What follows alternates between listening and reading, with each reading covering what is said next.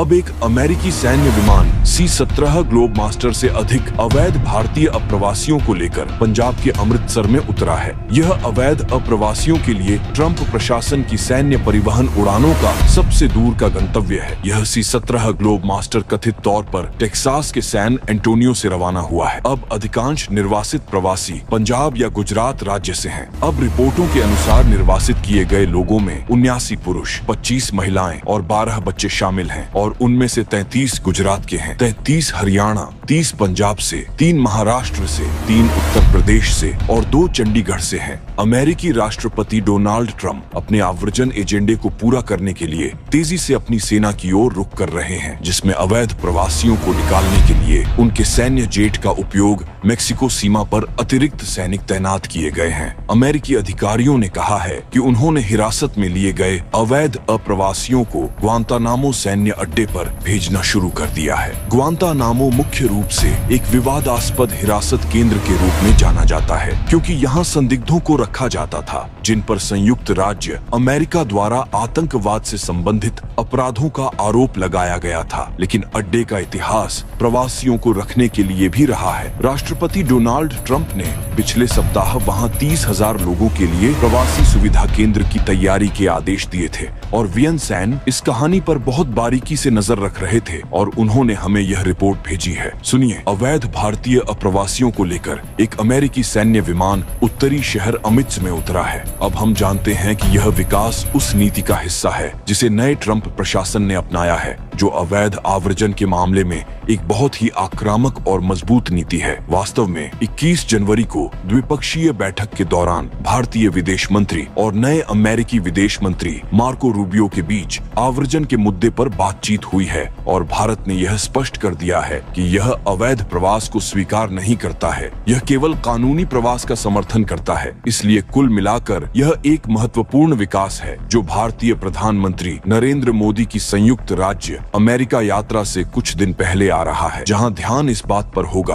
कि संबंधों को कैसे आगे बढ़ाया जाए और भारतीय प्रधानमंत्री और अमेरिकी राष्ट्रपति डोनाल्ड ट्रंप के बीच कई मुद्दों पर चर्चा होने की उम्मीद है, जिसमें आव्रजन, व्यापार, रक्षा और इंडो पैसिफिक का मुद्दा शामिल है। हमारे YouTube चैनल की सदस्यता लिंक कल्पना कीजिए कि आप विमान में चढ़ रहे हैं, लेकिन छुट्टी मनाने के बजाय आप अप्रत्याशित रूप से घर वापसी की एक तरफा उड़ान पर हैं। यही वास्तविकता है 2005 जिसे नए ट्रंप प्रशासन ने अपनाया है, जो अवैध आव्रजन के मामले में एक बहुत ही आक्रामक और मजबूत नीति है। वास्तव में 21 जनवरी को द्विपक्षीय बैठक के दौरान भारतीय विदेश मंत्री और नए अमेरिकी विदेश मंत्री मार्को रूबियो के बीच आव्रजन के मुद्दे पर बातचीत हुई है और भारत ने यह स्पष्ट कर दिया है कि यह अवैध प्रवास को स्वीकार नहीं करता है, यह केवल कानूनी प्रवास का समर्थन करता है। इसलिए कुल मिलाकर यह एक महत्वपूर्ण विकास है जो भारतीय प्रधानमंत्री नरेंद्र मोदी की संयुक्त राज्य अमेरिका यात्रा से कुछ दिन पहले आ रहा है, जहां ध्यान इस बात पर होगा कि संबंधों को कैसे आगे बढ़ाया जाए और भारतीय प्रधानमंत्री और अमेरिकी राष्ट्रपति डोनाल्ड ट्रंप के बीच कई मुद्दों पर चर्चा होने की उम्मीद है, जिसमें आव्रजन, व्यापार, रक्षा और इंडो पैसिफिक का मुद्दा शामिल है। वे अप्रत्याशित रूप से घर वापसी की एक तरफा उड़ान पर हैं। यही वास्तविकता है 2005 $467 या प्रति प्रवासी 4 लाख रुपए थी, जो प्रथम श्रेणी की वाणिज्यिक उड़ान से काफी अधिक थी। प्रति घंटे की दर से भारत की उड़ान सबसे लंबा निर्वासन मिशन है, फिर भी यह इतिहास में सबसे महंगे निर्वासन अभियानों में से एक है। अमेरिका में अनुमानित 7,25,000 अनिर्दिष्ट भारतीय नागरिक हैं, जो उन्हें देश में अवैध प्रवासियों के सबसे तेजी से बढ़ते समूह में से एक बनाता है। बिडेन प्रशासन ने पहले आपराधिक रिकॉर्ड वाले अनिर्दिष्ट व्यक्तियों को निर्वासित करने पर ध्यान केंद्रित किया था, लेकिन अब रिपोर्टों के अनुसार बड़े पैमाने पर भारतीय नागरिकों को निकाला जा रहा है। अमेरिका कम से कम 18,000 अवैध भारतीय प्रवासियों को निर्वासित करने की योजना बना रहा है। हालांकि वास्तविक संख्या